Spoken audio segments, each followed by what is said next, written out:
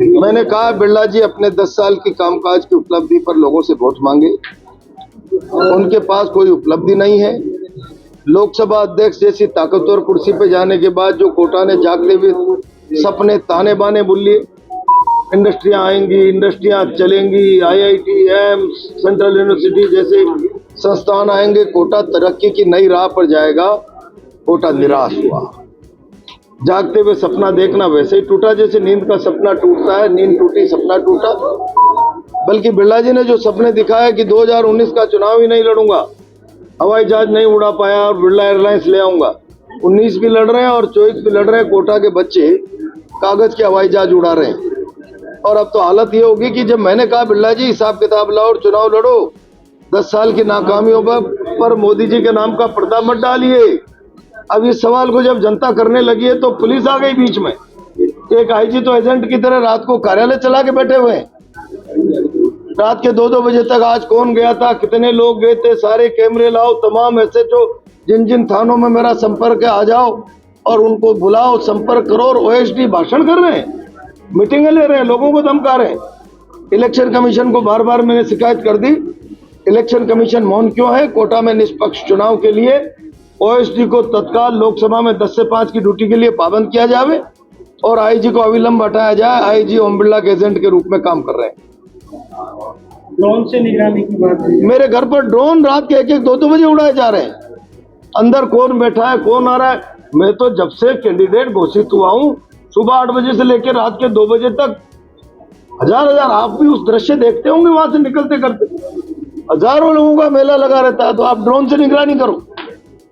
तो क्या मुझे खत्म करना चाहते हो? क्या आप मेरे घर पर क्या बम गिराने की साजिश है क्या आपकी? ड्रोन से निगरानी कर रहे हैं।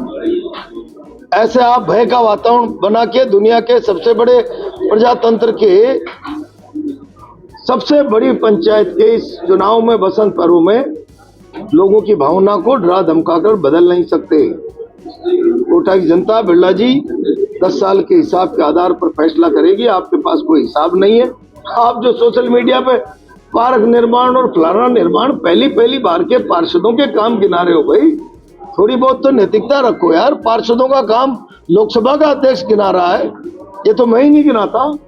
मैं 2 बार MLA रहा हूँ, एक घर को पानी दिया, 4 घर मंडी के 100% गाँव कोटा उत्तर के 4 घरों की और बस्ती में भी पानी, बैराज और रंगपुर जैसे पुल, मंडी के मोड़क और मंडी जैसे पुल, ताखली के बंदे, बड़े बड़े काम मैंने करके दिए।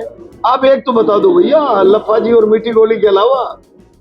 अब मीठी गोली से लोगों के दांत आम गए आड़ोती की जनता के, इसलिए अब वो इस चुनाव में आपके दांत खट्टे करना चाहते हैं। 16 साल की उम्र के बच्चों का भी आपने जिक्र किया है। कहा ना, आपकी नीति बताइए। आप कोचिंग के बारे में जो एक्ट आया उससे कोटा आशंकित है। बिल सही है तो उस पर बयान दो, और बिल गलत है तो उस पर अपनी स्थिति स्पष्ट करते। आपने क्यों पारित करा दिया? आप लोकसभा अध्यक्ष हो और इसीलिए आप केवल कुछ चीजों को पर्दे के पीछे रखकर भय का माहौल बना के एक दीपक शर्मा को जेल में डाल रखा है। कोई पोस्ट शेयर कर दी तो एक दिन एक थाने में 16 बच्चों को बैठा लिया। क्या आपने बिरला जी के विरुद्ध कोई पोस्ट शेयर कैसे कर दी? तो क्या आप डेमोक्रेसी के मुंह को बंद कर दोगे? सेंसरशिप, आजादी खत्म कर दोगे लोगों को बोलने की और सोशल मीडिया की? इस गुंडागिर्दी पर लगाम लगना चाहिए।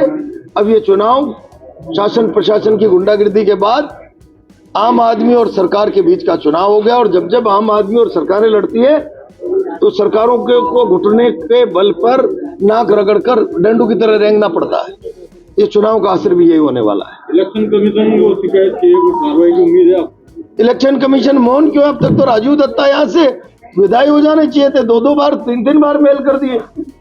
IG के लिए मैं भी आज ऑब्जर्वर के पास जाके आया हूँ, थे नहीं वहाँ पे सर्किट हाउस में। पूर्व महापौर मुझे पता नहीं उस मामले में क्या कहना चाहेंगे? मुझे पता ही नहीं क्या मुकदमा दर्ज करा है। मैं तो सुन रहा हूँ कि वहाँ अच्छे की छौत उतरी जा रही है छोटे भाई साहब के द्वारा, एक जो और सारा शहर देख रहा है।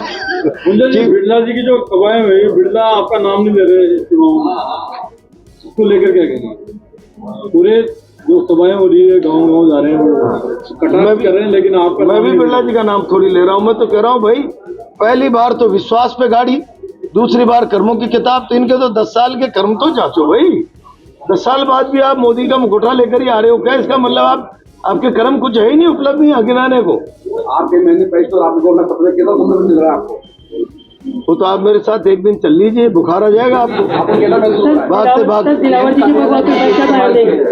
दिलावर जी ने भगवा को एक बयान दिया था क्या बयान दिया? कि कांग्रेस न तो अग्नि का मतलब जलावा खावे, न सूर्य किरणें।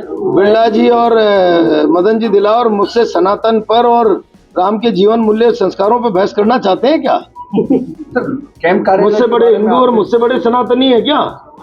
उस सनातन की मार्केटिंग करके राजनीतिक लाभ अर्जित करना जानते होंगे। सनातन किसको बोलते हैं ये तो शायद ओम बिरला जी और मदन जी दिलावर की समझ के बाहर का विषय होगा, और इसलिए ये मेरे से नहीं करें सनातन की और हिंदू की बात। लोकसभा कैंप कार्यालय के बारे में आप कैंप कार्यालय कैसे?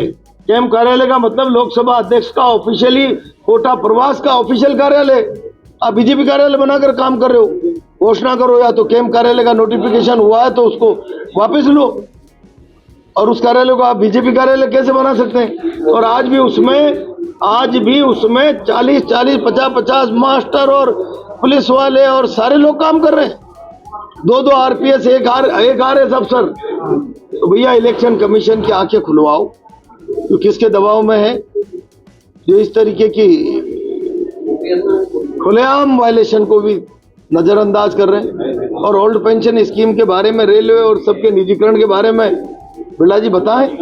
2700 की एमएसपी की घोषणा करके 2400 में गेहूं खरीद रहे हैं, इस पर भी बताएं।